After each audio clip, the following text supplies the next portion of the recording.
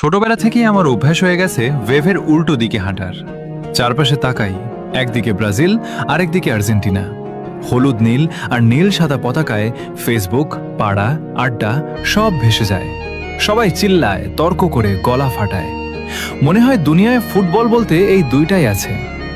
কিন্তু এই ব্রাজিল আর্জেন্টিনার মাঝখানে আমরা কিছু পাগল আছি, যারা চুপচাপ এক কোণায় দাঁড়িয়ে লাল সবুজ পতাকা ধরে রাখি।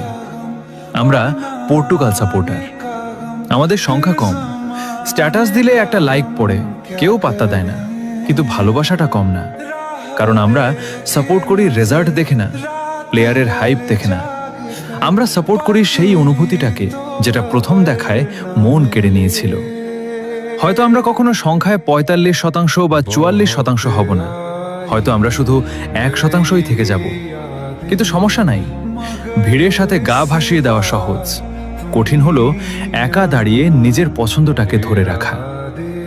আমি গর্ব করে বলি আমি পর্তুগাল, আর আমি জানি আমার মতো আরো অনেকেই আছে যারা এই ১%-এর মধ্যে আছে।